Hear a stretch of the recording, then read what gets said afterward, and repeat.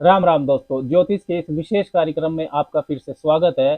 13 फरवरी 2024 को भगवान भुवन भास्कर कुंभ राशि में प्रवेश करने जा रहे हैं। 13 फरवरी को फाल्गुन संक्रांति है। सूर्य के राशि परिवर्तन को संक्रांति कहते हैं। तो घरों के राजा आत्मा, आत्म सम्मान, नेतृत्व, अक्षमता, ईगो, जागरूकता, प्रकाश, गवर्नमेंट, पिता, उच्च पद, स्टेटस, अथॉरिटी, ओवरऑल हेल्थ, इन सब के कारक सूर्य देव कुंभ राशि में प्रवेश करेंगे। 13 फरवरी से लेकर 14 मार्च 2024 के बीच उनका संचरण कुंभ राशि में ही रहेगा। 14 मार्च को फिर वो मीन राशि में प्रवेश कर जाएंगे। कुंभ राशि शनिदेव की राशि है। नेचुरल जोड़िए काल पुरुष का जो जन्मांक होता है उसमें कुंभ राशि 11वें भाव में पड़ती है, जो कि लाभ भाव का होता है। और साथ ही जो इस राशि के स्वामी है शनिदेव, वो न्याय के, कानून के कारक हैं।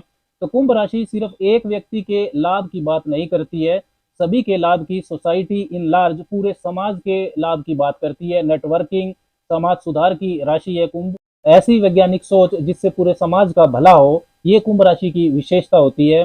सूर्य जो कि घरों में राजा हैं, वो भी समाज का भला ही चाहते हैं, लेकिन वो अपनी ईगो, लीडरशिप क्वालिटीज को साथ लेकर चलते हैं।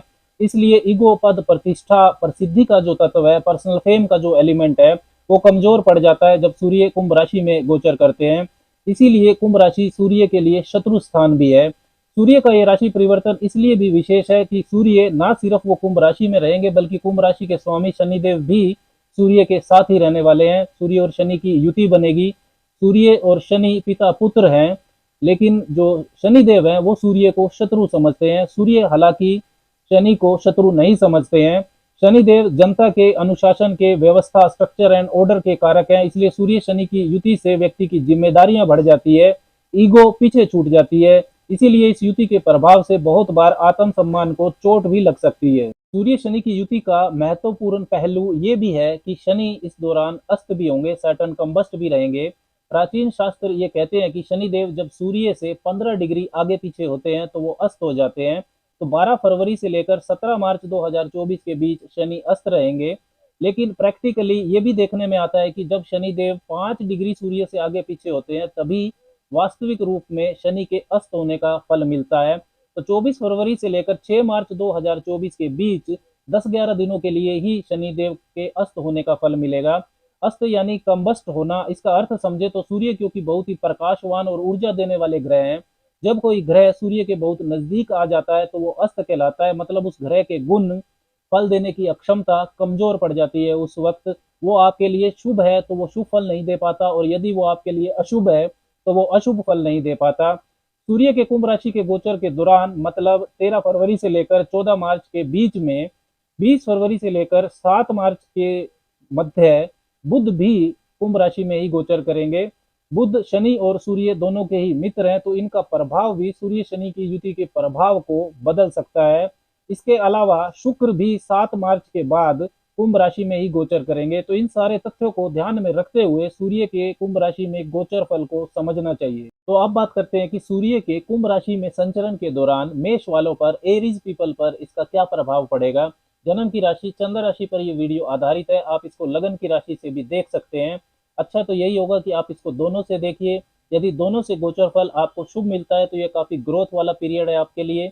यदि एक से शुभ और एक से अशुभ परिणाम मिलता है तो आपको मिश्रित परिणाम मिलेंगे, शुभ भी और अशुभ भी। यदि दोनों से गोचर फल अशुभ है तो आपको काफी सावधानी रखनी होगी। मेष वालों के लिए सूर्य पंचम भाव लक्ष्मी स्थान के स्वामी बनते हैं, और उनका ये कुंभ राशि में संचरण 11वें भाव में हो रहा है, लाभ भाव में। सूर्य की जो 7वीं सवग्रही दृष्टि है वो आपके पंचम भाव पर रहेगी। लाभ भाव जो होता है 11वां भाव, ये सिर्फ इनकम और लाभ के साथ साथ आपकी इच्छाओं की पूर्ति को भी दिखाता है। होप्स एंड विशेज यहाँ से देखे जाते हैं। आपका जो प्रोफेशनल नेटवर्क सर्कल है, आपके ऐसे मित्र जो आपको करियर में, व्यापार में मदद करते हैं, वो भी 11वें भाव से देखे जाते हैं। बड़े भाई बहनों को भी 11वें भाव से देखा जाता है।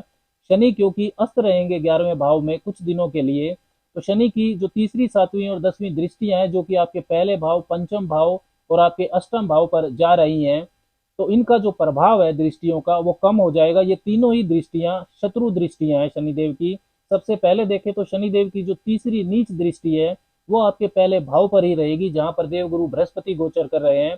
तो शनि के अस्त होने से शनि का जो अशुभ प्रभाव आपके पहले भाव, आपकी राशि, आपके लगन पर पड़ रहा है, जिससे सोच में नकारात्मकता और शरीर में अलस्य का बढ़ना, ये प्रभाव मिल रहे हैं, वो अब नहीं मिलेंगे। भाग्य भाव के स्वामी है बृहस्पति, तो वो अपना पूरा शुभ प्रभाव दिखा पाएंगे, क्योंकि शनिदेव जो हैं उनकी तीसरी दृष्टि जो होती है उस उनका उसमें प्रभाव हार्ड वर्क को बढ़ाने वाला होता है। आपके पहले भाव के स्वामी, आपकी राशि के स्वामी मंगल उच्च के चल रहे हैं पूर्ण दिशा बल के साथ मकर राशि में, आपके दसम भाव में। तो यदि आप कुछ भी अपने लाइफस्टाइल में, अपनी कार्यशैली में, हेल्थ या करियर को लेकर कुछ भी सुधार करना चाहते हैं, कुछ रिफॉर्म करना चाहते हैं, आत्म मंथन करना चाहते हैं, तो ये बिल्कुल सही समय है आपके लिए। आप नए गोल सेट कर सकते हैं, अपनी इच्छाओं की पूर्ति के लिए योजना बना सकते हैं। शनिदेव की जो सातवीं दृष्टि है वो आपके पंचम भाव पर रहेगी। पंचम भाव होता है आपकी क्रिएटिविटी का, आर्ट एंड क्रिएटिविटी को पंचम भाव से देखा जाता है। आपका संतान पक्ष, शिक्षा पक्ष पंचम भाव से देखा जाता है। आपके लव अफेयर्स, किसी भी तरह की स्पेकुलेशन, इन्वेस्टमेंट्स, निवेश कार्य, इन सबको पंचम भाव से देखा जाता है। पंचम भाव के स्वामी होकर ही सूर्य लाभ भाव में गोचर कर रहे हैं शनिदेव के साथ शत्रु राशि में। सूर्य की जो सातवीं दृष्टि है वो आपके पंचम भाव को मजबूती देगी। देवगुरु बृहस्पति भी पंचम भाव पर दृष्टि डालेंगे, जो कि शुभ दृष्टि है। आपकी राशि के स्वामी मंगल की भी आठवीं दृष्टि आपके पंचम भाव पर आ रही है। लेकिन क्योंकि स्वयं सूर्य पंचम भाव के स्वामी सहज राशि में नहीं है, अनकंफर्टेबल है, तो संतान की जो पर्सनल ग्रोथ है, उनके करियर और शिक्षा पक्ष को लेकर, उसके लिए समय काफी अच्छा है। लेकिन संतान के साथ आपके वाद विवाद हो सकते हैं, इस चीज का आपको ध्यान रखना होगा। संतान कंसीव करने के लिए समय अच्छा है, लेकिन जो पहले से मेष राशि की जो प्रेग्नेंट महिलाएं हैं उनको सावधानी रखने की जरूरत रहेगी।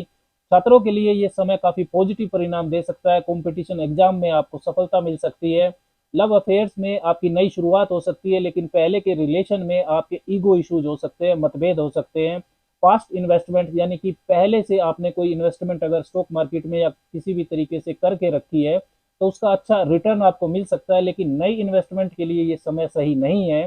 किसी भी तरह की स्पेकुलेशन, गैम्बलिंग और शॉर्टकट से आपको दूर रहना है। सूर्य और शनि की युति लक्ष्मी योग यानी कि धन योग भी बना रही है। सूर्य आपके पंचम भाव लक्ष्मी स्थान के स्वामी है और शनि देव लाभ भाव के स्वामी है। तो पंचम और लाभ भाव के स्वामियों की युति लक्ष्मी योग, धन योग कहलाती है। लेकिन लाभ का स्वामी अस्त होने की वजह से नई इन्वेस्टमेंट्स आपको बहुत ध्यान से करनी चाहिए। पहले भाव के स्वामी, आपकी राशि के स्वामी मंगल दसम भाव में उच्च के रहेंगे, तो कार्य क्षेत्र में पॉजिटिव दृष्टिकोण से आप मेहनत करेंगे, कार्य क्षेत्र में आपका दबदबा भी बढ़ेगा। लेकिन शनि के अस्त होने के कारण और सूर्य शनि की जो ये युति बन रही है लाभ भाव में, इसके कारण उस मेहनत का रिजल्ट हो सकता है आपको अभी नहीं मिले, तो उससे आपको निराश नहीं होना है, क्योंकि 10-11 दिनों के लिए ही शनि अस्त होंगे, उसके बाद आपको मेहनत का फल जरूर मिलेगा। यदि आप शनि के कारकत्व के व्यवसाय में है, कंस्ट्रक्शन, मैन्युफैक्चरिंग, ऑयल, गैस, भारी मशीनरी, कोयला, लोहा, इन सब से जुड़े हुए हैं, तो आपके व्यापार में धीमापन जरूर रहेगा। रिकॉग्निशन, प्रसिद्धि के कारक सूर्य शत्रु स्थान में है, तो आपको मेहनत जो आप करेंगे हो सकता है वो कुछ समय के लिए नोटिस ना हो। यदि आप एम्प्लॉई हैं तो सीनियर्स के साथ, और यदि आप उच्च पद पर हैं तो सबॉर्डिनेट्स के साथ आपके मतभेद हो सकते हैं। आपकी ईगो हर्ट हो सकती है। कार्यस्थल पर पोलाइट और संयमित रहना जरूरी है। इस समय नेटवर्क सर्कल में मित्रों पर बहुत ज्यादा विश्वास आपको नहीं करना चाहिए, विशेषकर धन के मामले में धोखा हो सकता है। लेकिन आपके जो गुप्त शत्रु हैं वो उजागर जरूर हो जाएंगे, ये अच्छी बात है। 20 फरवरी से लेकर 7 मार्च के बीच में बुध भी सूर्य शनि के साथ ही रहेंगे 11वें भाव में कुंभ राशि में, तो कम्युनिकेशन, मीडिया, सेल्स, नेटवर्किंग से जुड़े लोगों के लिए भी अपनी योजनाओं पर मंथन का समय रहेगा। बुध रोग भाव के स्वामी भी हैं, छठे भाव के स्वामी, तो यदि आपको पहले से स्किन की एलर्जी है, ज्वाइंट पेन है, आंखों या हृदय की समस्या है, तो आपको विशेष सावधानी रखनी चाहिए। डेली रूटीन में लापरवाही ना करें। उपाय के तौर पर ओम शंग शनिश्चराय नमः, शनिदेव का ये मंत्र हर रोज संध्या के बाद 10-15 मिनट जपना आपके लिए शुभ रहेगा। मंगलवार और शनिवार को सुंदरकांड का पाठ भी आपको करना चाहिए। गौशाला में अनाज का दान करना भी आपको शुभ परिणाम देगा। राम राम।